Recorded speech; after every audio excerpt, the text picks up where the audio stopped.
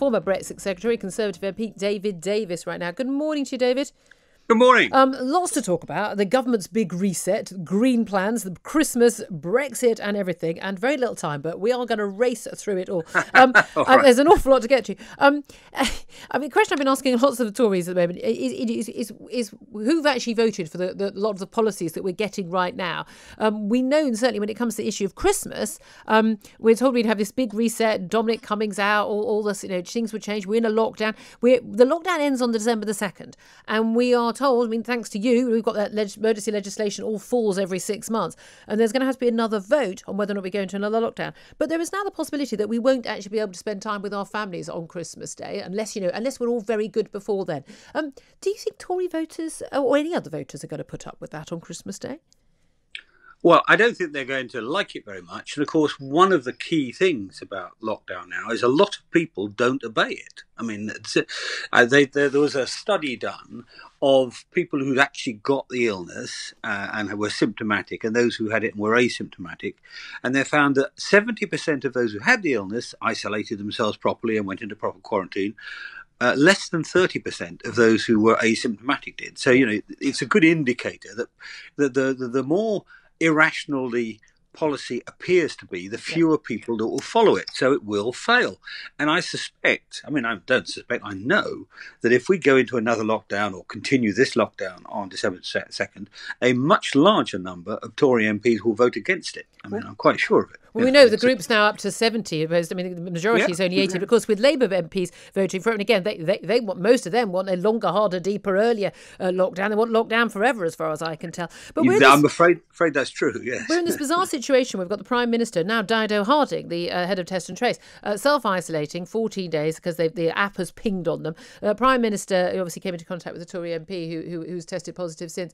We know he's had it. We know he's got the antibodies. We know that it is infinitesimally small chance that he could get reinfected or could infect someone else. He's taken the rapid test to show that he is negative right now. Is it not insane to have a 14-day quarantine rule when we've got the ability for people to get testing to discover whether or not they are a risk to anyone or not? Yes, the Prime Minister's position actually demonstrates the sort of silliness of some of the rules. Had the scientists been doing their job, they would have looked at every other country in the world and worked out which pieces of the lockdown worked and then done the limited, least intrusive, least harmful, least socially damaging set of options. Instead, what we appear to have is, that sounds like a good idea, let's do that. As a policy. And that's why you're going to find a very large rebellion come December the 2nd and a large number of people, I'm sorry to say, because actually some bits of the lockdown do work some of the time. Yes. But sorry to say that actually a lot of people are actively disobeying it. What they're going to do? They're going to have policemen coming into people's homes on Christmas Day and counting heads. And saying, where are you from? Show me your passport, please. I don't think so. So how on earth are they going to make it work? And this is a real problem. The credibility of the policy dictates whether it will be successful or not. Apart from all the harm it will do, the economic harm, it dictates whether it will be successful or not. And if it's not credible, it will fail. And so we will destroy Christmas for a clear failure.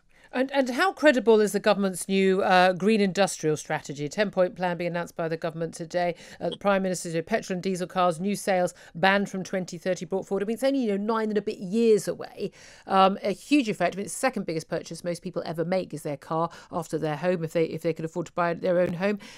Do you think that this is going to fly with a lot of not just Conservative voters in the Shires, but those red wall seats where people rely on their cars, not just to go to work, but for their work a lot of the time? Well, the truth is, London's the only place where people rely on public transport primarily rather than cars. Everywhere else, it's cars come first. So, all of the so-called red wall seats, all up here in the north, they rely on their cars. And this will make cars much more expensive.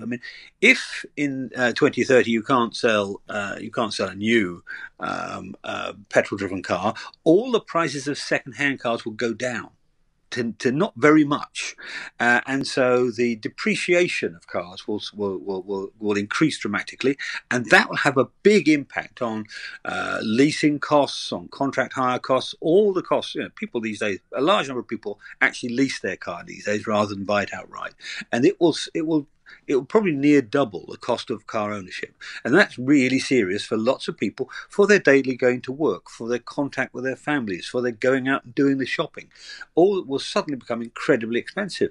That's not, I mean, we all want to see, less carbon dioxide, less pollution, a greener countryside. We all want to see that. But we have to think through the best way to do it, the way to actually deliver that without massively impacting people's lives. And this is not doing that. I'm afraid, this is action for a headline rather than action for a policy. Do you worry also that policy is being set by some, very young, very middle class, possibly very posh, well-to-do London folk in Number 10, who perhaps are rather out of touch with how most people live their lives?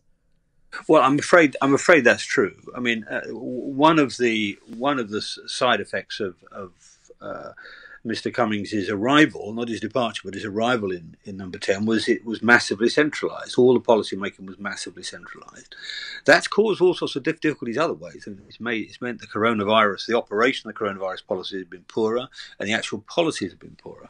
But one of the other effects, you quite rightly say, is it takes the policy making away from the people who know their constituents, the MPs, and to a lesser extent the cabinet ministers.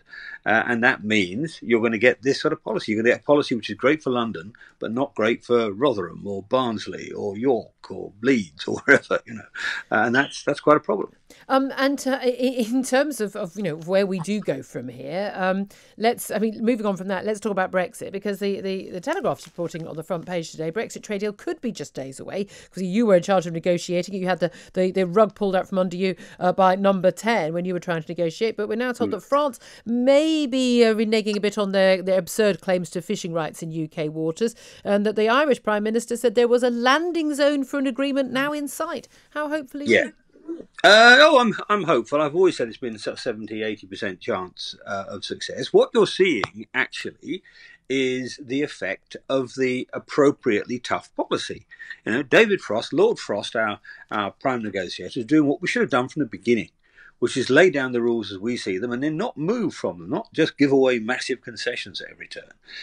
So it's working. But I would say to your listeners, don't wait on next week. I mean, it will take longer. I mean, there will be hitches. I mean, for example, take your issue about the French. It's entirely possible that next week we'll see a demonstration on the streets of France from the French fishermen because they'll get uppity about thinking their rights are being negotiated away. What will happen is this will probably run the distance. It'll probably run pretty much all the way to Christmas, or maybe even beyond. But we'll get a deal. I mean, there'll be a deal. It will be last minute, signed on in the dark hours of night. But there'll be a deal, and then we'll spend a few months ratifying it. But it will take some time. I wouldn't bank on this week. I would be quite surprised if it happened this week. But I would be also surprised if it didn't happen at all. Okay, thank you very much indeed. Really appreciate you joining us, David Davis, former Brexit Secretary, Conservative MP.